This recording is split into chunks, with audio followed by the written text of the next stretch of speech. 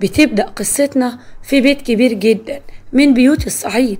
كانت واقفة الست أم أحمد مع مرات ابنها اللي اسمها سناء، وبتقول لها: بقول لك ايه يا سناء، انت لازم تحملي وتجيبي لينا عيل كمان. انت ابنك الصغير خلاص بقى عنده 3 سنين، يعني كبر، ولازم تحبلي وتجيبي لنا عيل كمان. ايه بس الكلام اللي بتقوليه ده يا مرات عمي؟ انا خلاص مخلفة 4 عيال وكده زي العسل قوي، مش هروح اخلف تاني بقى. انا عايزة اربي عيالي دول واخليهم كويسين، ما ينفعش ان انا كل شوية اخلف عيل وانا صحتي ما بقتش مستحملة. لا يا حبيبتي، انا بقولك اهو قدام جوزك، انا ما ينفعش معايا الكلام ده. أنا عايزة 10 عيال، عايزة 10 أحفاد في الدار يكونوا عزوة حوالين ابني، ويكونوا ظهري وسند ليه في الدنيا، مش هيفضل عايش طول عمره وحداني. أنا ربنا ما خلانيش أخلف غيره، عشان كده لازما هو اللي يبقى عزوتنا. ماشي يا حماتي، ما هو يبقى عنده 4 عيال، ده في ناس بتستكفى بعيل واحد وفي ناس بتستكفى بعيلين، وانا الحمد لله مخلفة 4 زي كل الناس هنا في الصعيد. اعمل ايه اكتر من كده؟ شايف يا احمد، شايف مرتك بترد عليا ازاي؟ الكلمة بكلمتها وتناطحني في الحديد. شايف قلة الادب وقلة الحياة بتاعتها؟ ومن هنا بتبدأ الحكاية. الست أم أحمد بتسخن ابنها على الآخر في حكاية جديدة للكاتبة المبدعة هدير محمد. يلا بينا نبدأ ونقول بسم الله والصلاة والسلام على رسول الله. لا يما، كل اللي انت عايزاه هو اللي هيمشي، وكلمتك هي اللي تمشي في الدار. شوف انت عايزة ايه وانا انفذ لك اي طلب انت تعوزيه. ربنا يخليك ليا يا ولدي، اهو انت اللي ليا في الدنيا. مرتك مفكرة انها هتعرف تمشي كلامها عليا. بقول لك ايه يا ولدي، انا خلاص هحدد جوازك من بنت عمك، ولازما تتجوزها الاسبوع الجاي، عشان هي كمان تخلف لك 4 ولا 5 وتبقى كده قفلت 10. سناء اتصدمت قوي من الكلام اللي حماتها بتقوله، ما كانتش مصدقة ان الكلام جد. عشان خاطر كده حماتها كانت بتخطط وتجهز، وكل يوم والتاني زيارة لبيت عمهم. ايه الكلام اللي انت بتقوليه ده يا حماتي؟ ليه عايزة تخربي بيتي؟ ليه عايزة تخليه يتجوز عليا؟ هو انا قصرت في حاجة؟ ايوه يا حبيبتي قصرتي، ما انتش عايزة تخلفي ولا تبهدلي روحك، عايزة جاليه تعملي زي البندروية اللي انت جاية منيهم. اشحال يا بت مامك قاعدة هنا بقالها عمر وعمر، حكم انت بقى اللي رحت الجامعة وقلتي بقى ومش بقى، عشان كده عايزة تخلفي 4 عيال وتستكفي بيهم وتخلي ولدي مقطوع في الدنيا. لا، مش ولدي يا بت اللي يسمع كلامك، ومطرح ما تحطي راسك حطي رجليكي. بقول لك ايه يا احمد، بعد اذنك بقى خلينا نطلع على شقتنا، انا عايزه اتكلم معاك لوحدينا. وهنا بتطلع سناء على شقتها، وكان احمد وراها. اول ما دخلت الشقه احمد اتكلم وقال: بقول لك ايه يا سناء، لو انت عايزه تعملي مشاكل فبالله عليكي تخرسي، انا ما عايزش مشاكل في الدار، واي كلمه ام تقولها هتتنفذ، يعني هتتنفذ. خبر ايه يا احمد؟ نهار اسود كان. هو انت موافق ان انت تتجوز عليا؟ طب انا عملت لك ايه؟ قصرت معاك في ايه؟ هو انت يا راجل انت مش عارف ربنا وعارف ان انت كده بتظلمني ويبقى حرام عليك؟ لا يا بنت الناس، ولا ظلم ولا حاجة، ربنا محلل لي 4، وهنا في الصعيد أهم حاجة عندينا العزوة والعيال، وأمي عنديها حق. أنا لما يبقى في ظهري 10 عيال لما يكبروا محدش يقدر ياجي عليا ولا حد يقدر ياجي على عيالي، ونكونوا عيلة وعزوة مع بعض. وبعدين ما تنسيش إناني وحيد والأمي وأبوي، العزوة كتير والأراضي، يبقى مين بقى اللي يورث كل الخير ده؟ هلأ بقى يا سي أحمد يا متعلم يا بتاع المدارس والجامعة، قول إن دي حجة عشان خاطر انت عايز تتجوز. الظاهر عليك كده عاجبك بنت عمك ونفسك من زمان تتجوزها، بقول لك ايه يا احمد، انا ما كنتش متخيله ان انت ابن امك بالطريقه دي وبتسمع كلامها قوي كده. بقول لك ايه يا بنت الناس، انا هعتبر روحي ما سمعتش الكلام ده عشان خاطر العيال اللي ما بينا، وبسبب كلامك ده انا فعلا هتجوز بنت عمي وهنفذ كلام امي وهعمل لها كل حاجه هي عايزاها، وانتي تخرسي وتحطي لسانك جوات حنكك، وعاجبك عاجبك مش عاجبك الباب يفوت جمل. احمد قال كلامه ومشي وساب البيت. وهنا سناء قعدت تعيط منهارة وفضلت تكلم نفسها وتقول ما كنتش متوقعة ان عمري كله اللي عشته معاه ده يضيع في ثانية كده. يا احمد اطلع ماليش عندك اي قيمة؟ طيب يا احمد اقسم بالله اروح عند اهلي واخليهم هم اللي يقفوا لك. وبعد حوالي ساعة كانت سناء لمت هدومها وراحت بيت امها وابوها. اول ما شافت امها بصت لها وقالت الحقيني يا ماما، الحقيني وشوفي المصيبة اللي وقعت على دماغي. بنتك خلاص كل البلد هتشمت فيها وبيتها هينخرب. والله ما انا عارفة مين اللي بصلي في حياتي وعمل لي العمل الاسود ده. مالك بس يا ضنايا، ايه اللي حصل لك يا بنتي؟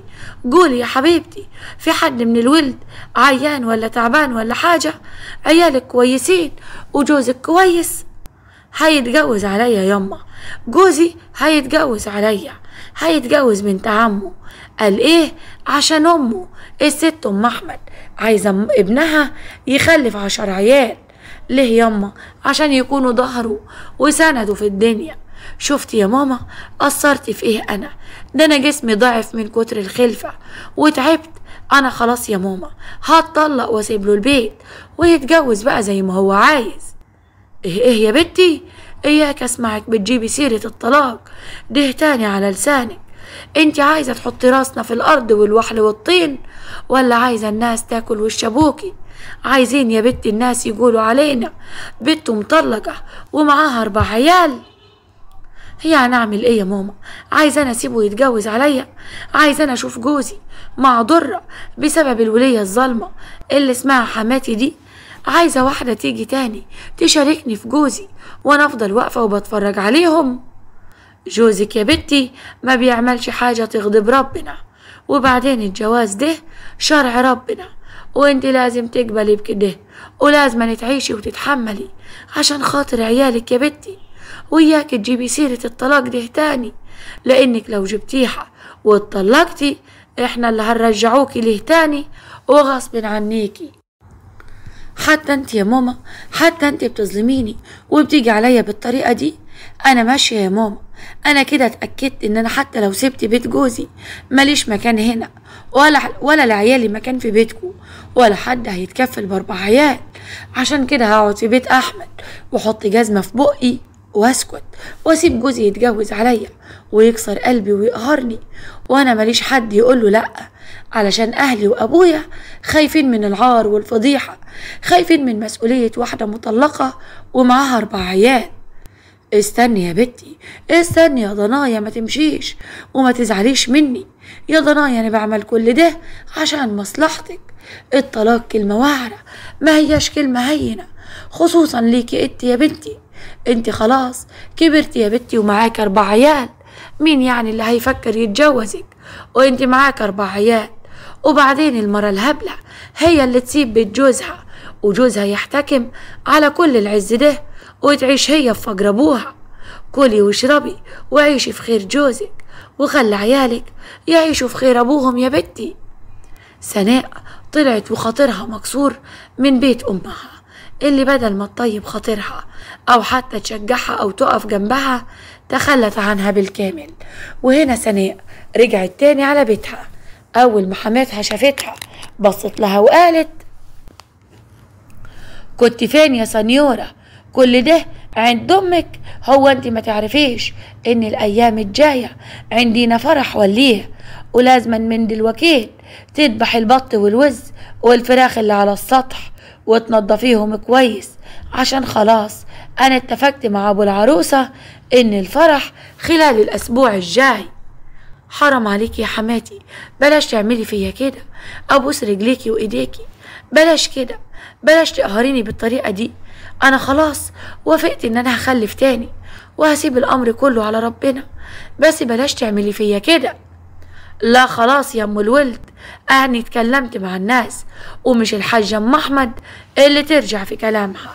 وبعدين يا اختي خلفي، ماني قلتلك أن يلزمني 10 ولا 20 عيل، يعني انت تخلفي من ناحية والعروسة الجديدة تخلف من الناحية التانية، وتملولي البيت ذرية ونسل الولد يكفيه ويحميه ويسنده طول العمر.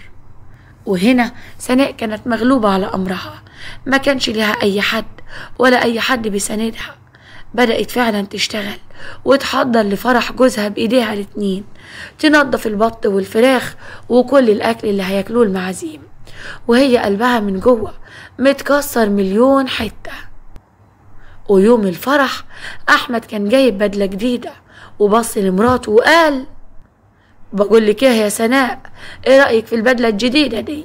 شكلي طالع حلو صح؟ كيف ما الحلاق بيقول لي ولا الحلاق بيضحك عليا عشان ياخد بقشيش زيادة.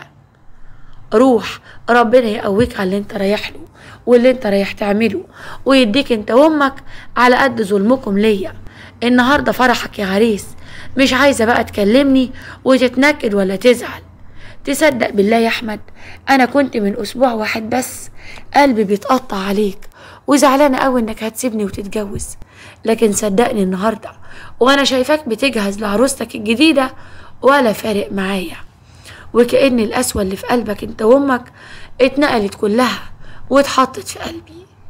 وهنا بالفعل تم الفرح، واحمد اتجوز عبير بنت عمه. وبعد مرور يومين على الفرح، سناء بتكلم العروسة اللي خارجة من أوضتها وبتقول: يا مرحب يا مرحب، أهلا بيكي يا عروسة. هو العريس منزلك من بدري قوي كده ليه؟ تقفي في المطبخ؟ ده انت ما بقالكيش غير يومين بس متجوزة. ما تقلقيش يا حبيبتي، ما كنتش هحط لكم سم في الأكل يعني ولا حاجة. السلام عليكم. أولا مفروض ان انت تردي عليا السلام. ثانيا يا ستي، انا ما كنتش اصلا عايزه الجوازه دي من الاساس، انا لا طايقاه ولا طايقه اي حد في البيت ده. على فكره يا سناء، انا كنت بحب واحد زميلي في الكليه، وابويا بقى الله يسهله هو اللي اجبرني على الجوازه دي. انا زيك بالظبط، اتعلمت وعشت طول عمري في القاهره، لكن ابويا بقى اول ما حس ان انا بحب واحد وعايزه اتجوزه غصب عليا اتجوز اي واحد يتقدم لي، واول واحد يتقدم لي هو جوزك يا ست الكل. ولما انت ما بتحبيهوش وبتحبي واحد تاني، ليه وافقت انك تتجوزيه؟ ولا انت يا بت فاكراني هبله وبرياله؟ كان ممكن ترفضي، كان ممكن الشخص اللي انت بتحبيه ده يجي يتقدم لك وخلصنا، انما انت وافقتي ولبستي الفستان الابيض. صدقيني يا سناء، اللي انا بحبه ظروفه ما تسمحش ان احنا نتجوز دلوقتي، حتى لو ظروفه سمحت. انت عارفه ان ابويا طالب فيا حاجات كتير قوي ومحدش قدر يدفعها غير جوزك وبس. لو كنت اصريت اكتر من كده وقلت ان انا عايزه اتجوز اللي بحبه، كان اول واحد ابويا هيمد ايده وخلص عليا، لانه هيفتكر ان انا جبت لهم العار، خصوصا ان انا زيك كده كنت هاجة وقاعده في القاهره. لكن هنعمل ايه؟ نصيبنا بقى ومكتوبنا. ماشي يا عبير، هحاول اصدقك، لكن اللي انا عارفاه لحد دلوقتي ان انت خطفتي مني جوزي، وان جوزي يا اختي بقاله يومين في حضنك. عايزاني ازاي اتعاطف معاكي ولا مع كلامك؟ بس اهو هحاول اصدقك. اقسم بالله يا سناء، انا لا طايقاه ولا عايزه اشوفه. بلاش يبقى في عداوه ما بيني انا وانتي. ربنا يبارك لك في ولادك. انا بجد حاسه بيكي، عشان كده عايزه اقولك ان انا مش عايزه جوزك ده، ولا عايزه اي عداوه ما بيني وما بينك، ولا ما بيني وما بين اي حد في البيت ده. ماشي يا عبير، قلتلك هحاول اصدقك واصدق كلامك. يلا بقى يا حبيبتي، ابدأي شغل المطبخ معايا، خلينا نخلص الغدا قبل ما الاستاذ وامه يصحوا من النوم. وهنا بالفعل سناء وعبير حضروا الاكل وحطوه على السفره.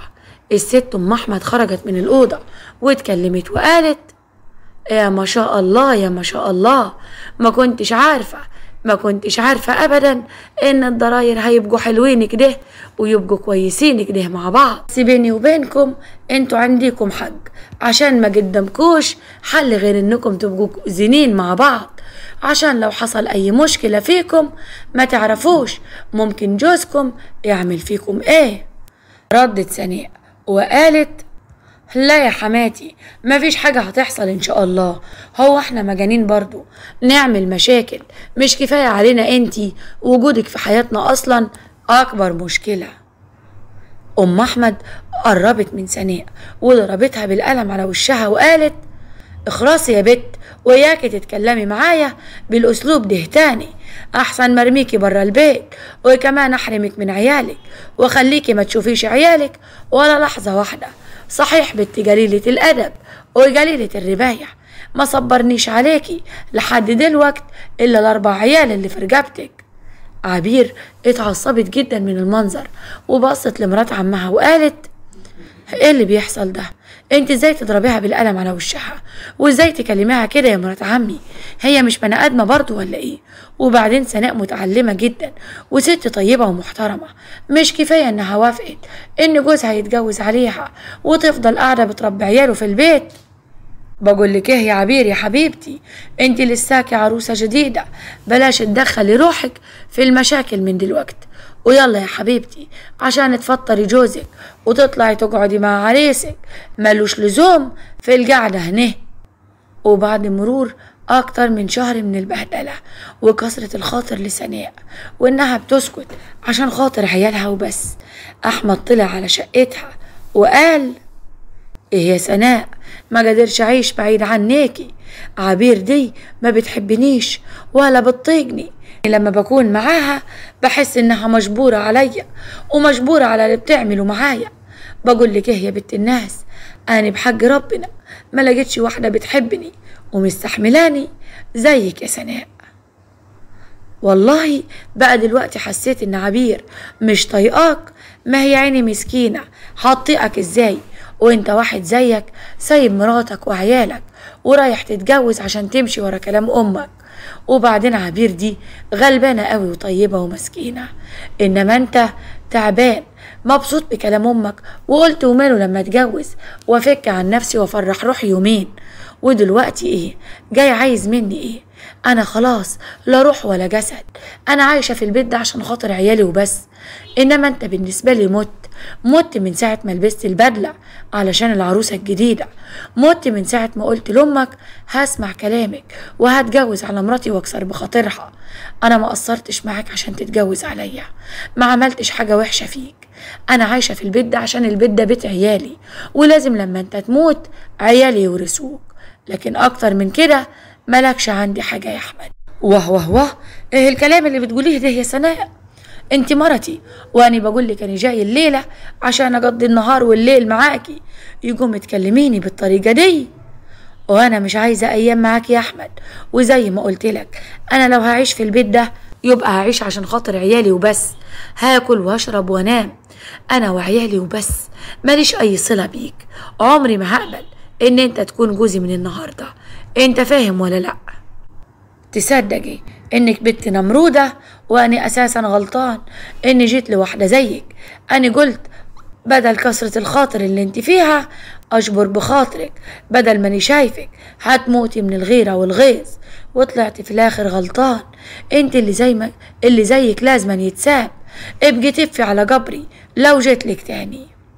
وهنا احمد خرج من عند سناء وهو متعصب جدا، وسناء كمان كانت متعصبة وفضلت تتكلم مع نفسها وتقول مفكر ان احنا عبيد في ايده هو والست امه يبدلوا فينا زي ما هم عايزين، بس لا خلاص يا احمد لحد هنا وكفاية، انا خلاص انا عايشة في البيت ده عشان خاطر عيالي وبس، هما اللي مصبريني على الدنيا.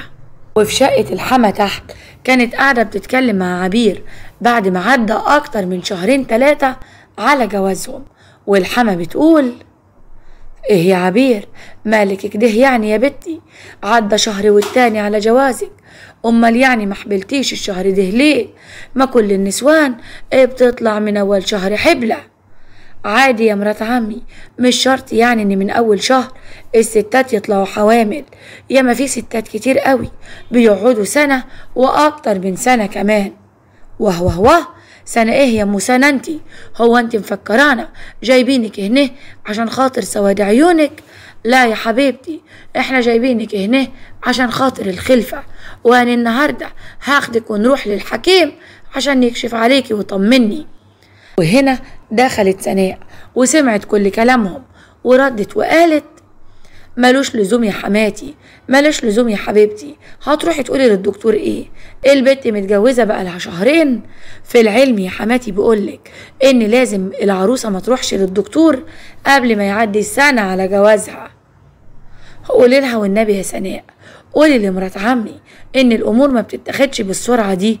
وبعدين يا حماتي في امور خاصة ورزق من عند ربنا، وانا بصراحة ربنا ما احبش ان انت تتدخلي في اموري الخاصة. بقول لك ايه يا بت انتوا هتتفقوا عليا ولا ايه؟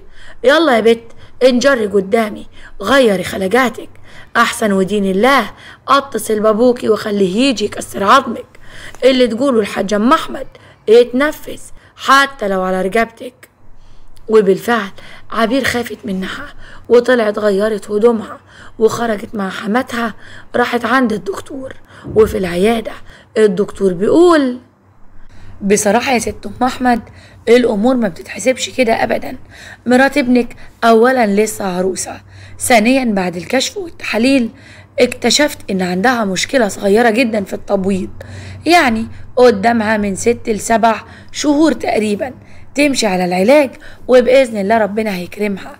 لكن اكيد ان شاء الله ان الموضوع سهل وبسيط، انت بقى مستعجلة، ده شيء ملناش دعوة بيه. واه انت بتقول ايه يا دكتور؟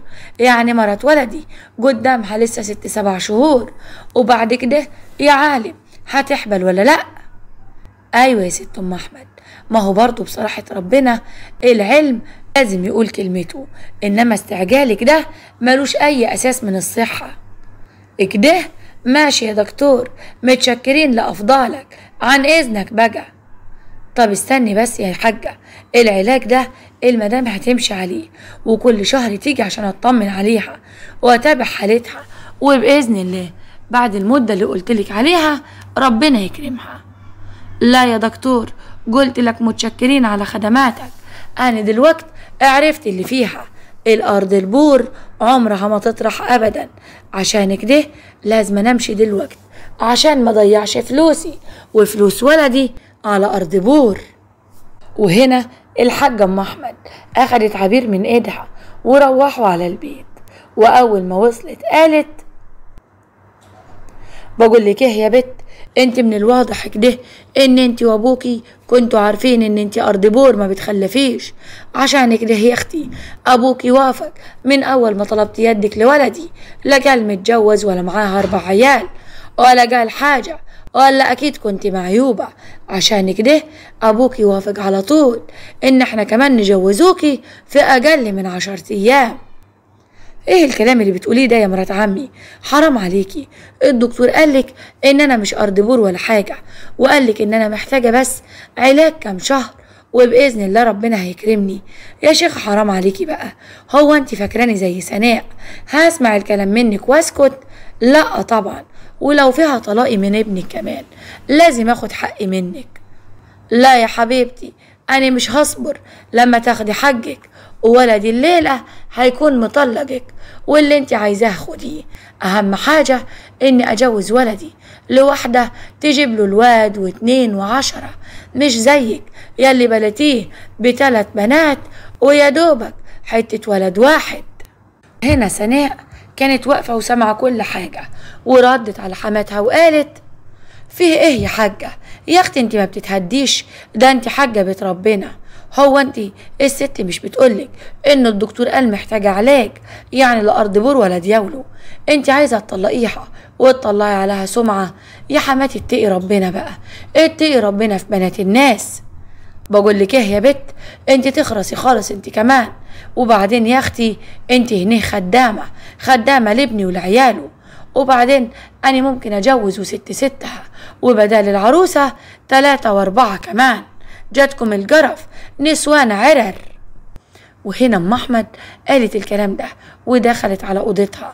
عبير كانت قاعده بتعيط في الارض وتتكلم وتقول: منك لله يابا، منك لله، انت اللي دمرت مستقبلي وجوزتني الجوازه السودة دي. كان زماني لو اتجوزت الشخص اللي بحبه وبحلم بيه كان زماني متهنيه وسعيده. كل ده علشان ايه؟ علشان ابن عمي مش كلفك حاجه في الجوازه ويبقى اغنى واحد في البلد.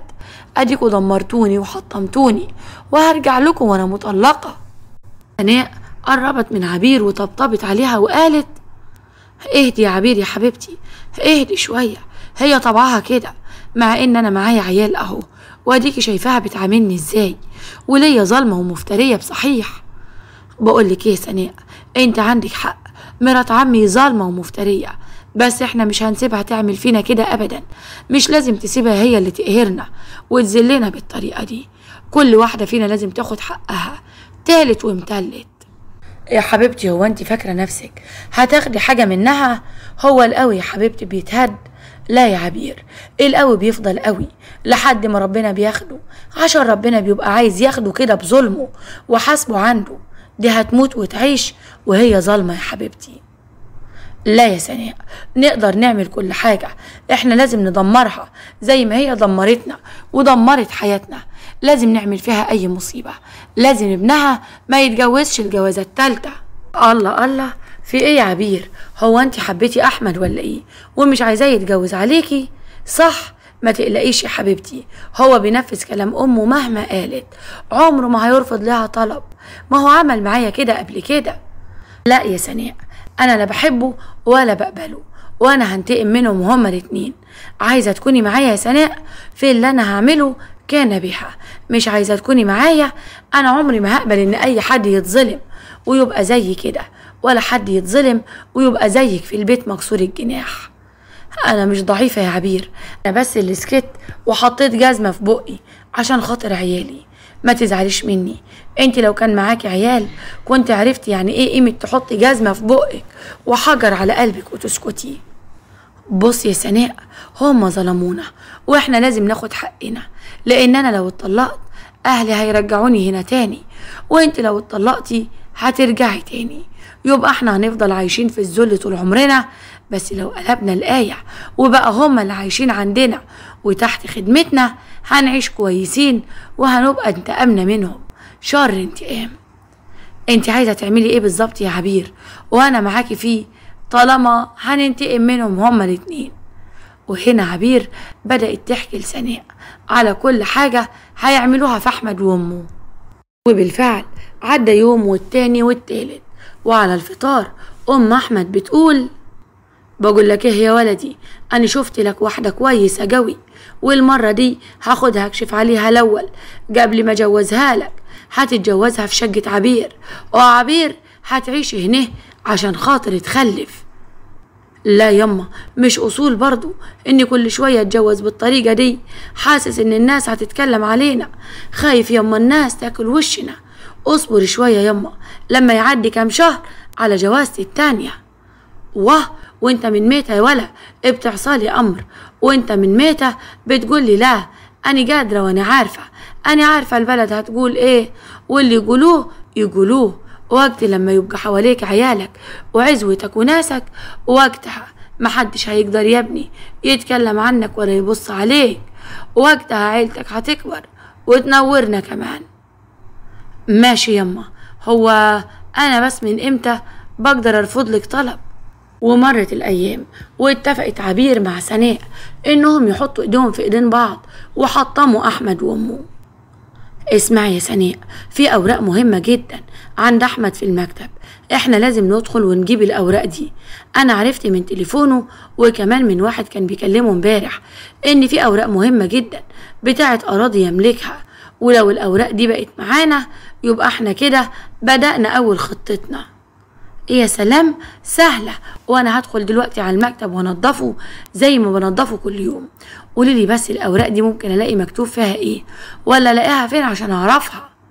هتلاقي يا حبيبتي خيط مزرق على الاوراق دي، وفي علامة هلال من فوق الاوراق دي، لازم تجيبيها. هنا سناء بالفعل بدأت تنفذ الخطة، وراحت عبير ودخلت المكتب وبدأت تنظفه، وهنا لقيت الأوراق الموجودة عليها العلامة اللي قالت لها عليها، جابتها وطلعت بيها على طول على المطبخ. طب كده الأوراق دي بقت معانا، هنعمل ايه تاني؟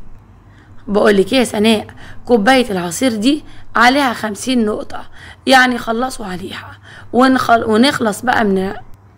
يا لهوي يا عبير، انت عايزاني اخلص على حماتك يا بنت؟ انت اتجننتي ولا ايه؟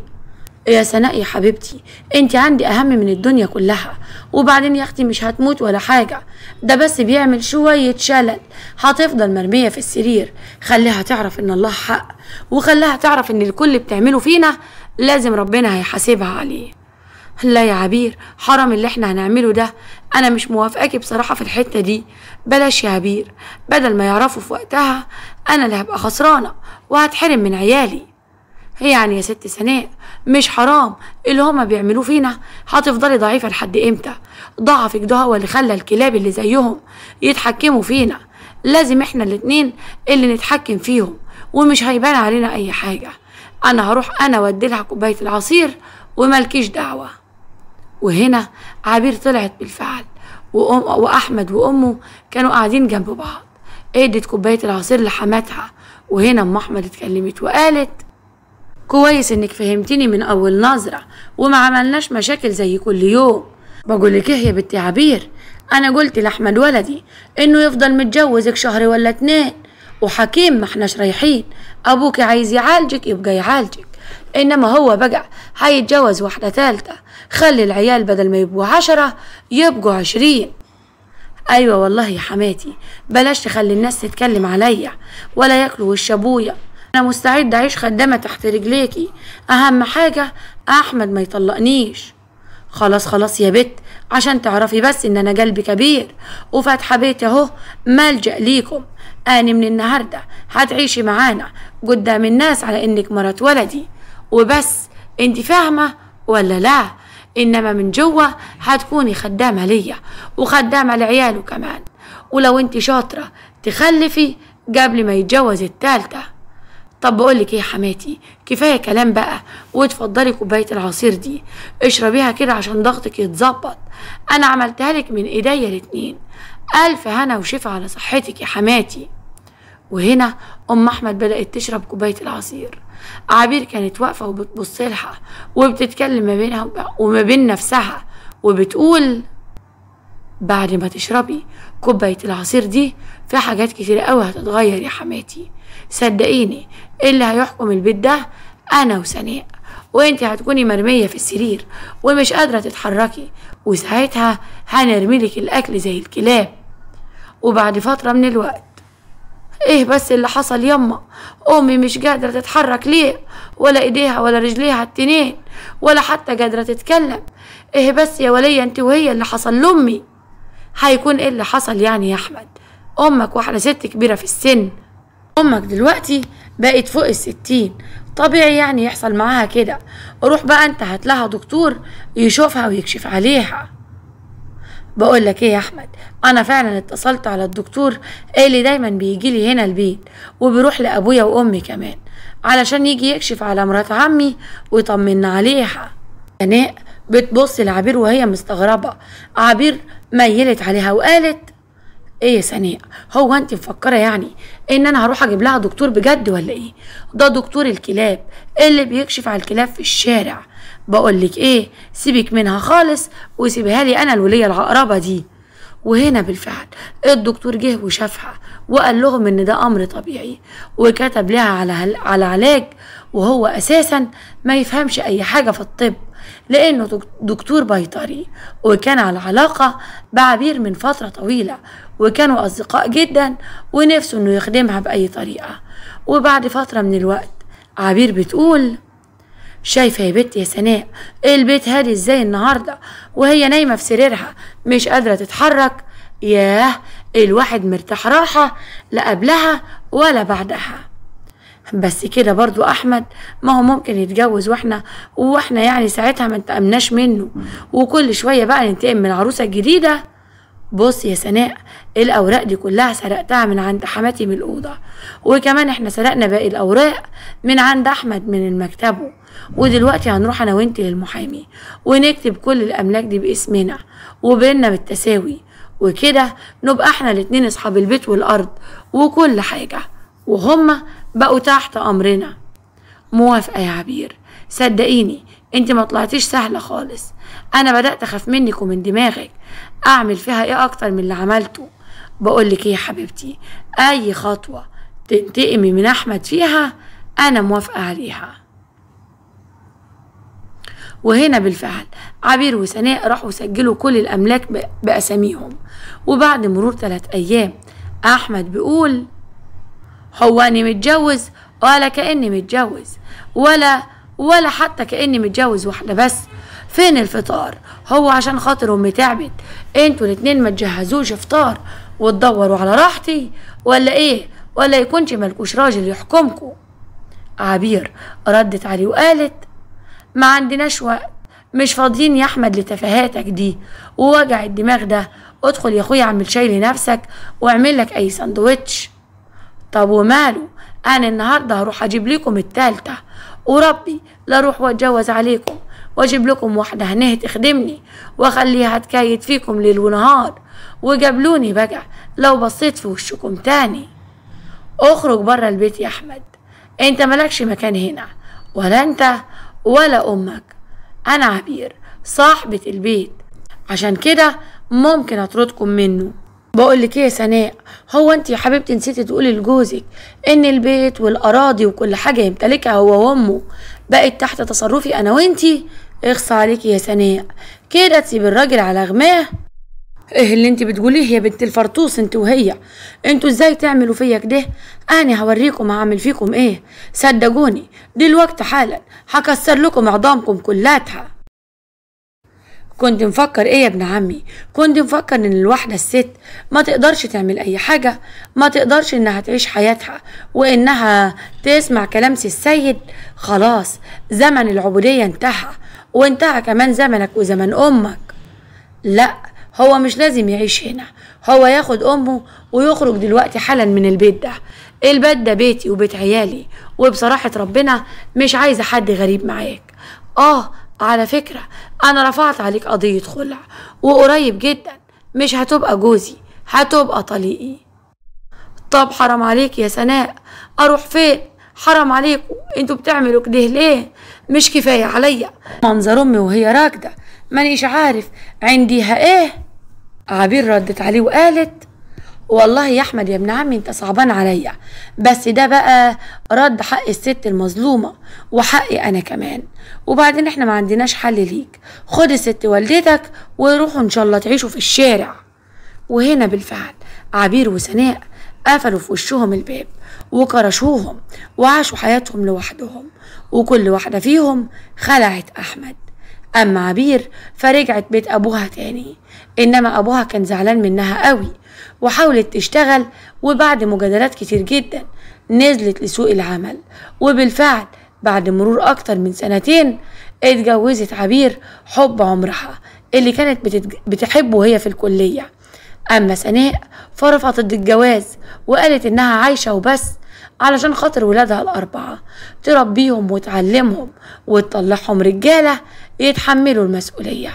يا رب تكون الحكاية عجبتكم.